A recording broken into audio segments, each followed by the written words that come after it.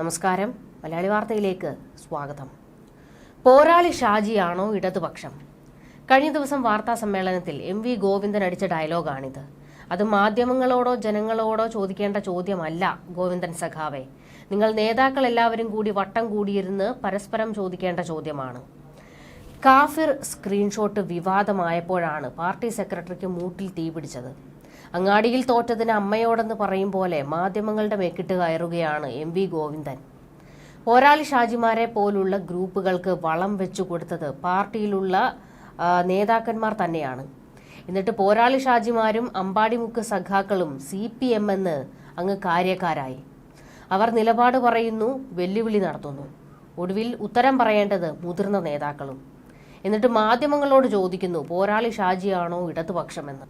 ഈ ചാട്ടവും നെഞ്ചത്ത് കയറാൻ വരലുമൊക്കെ അങ്ങ് പാർട്ടി ഓഫീസിൽ കാണിച്ചാൽ മതി ഗോവിന്ദൻ സഖാവെ. മാധ്യമങ്ങൾ അത് കാണാനിരിക്കുകയല്ല.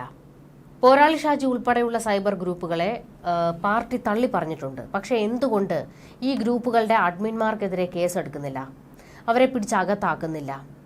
ആഭ്യന്തരം നിങ്ങളുടെ കക്ഷത്താണല്ലോ ഗോവിന്ദൻ സഖാവെ ഇരിക്കുന്നത്.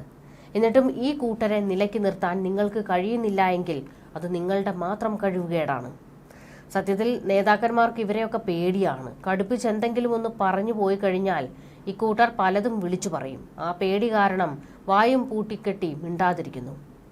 ലോക്സഭാ ഇലക്ഷനിൽ തോറ്റതിന് തൊട്ടു പിന്നാലെ പോരാളി ഷാജി ഉൾപ്പെടെയുള്ള ഗ്രൂപ്പുകളെ MV ജയരാജൻ തള്ളിപ്പറഞ്ഞിരുന്നു.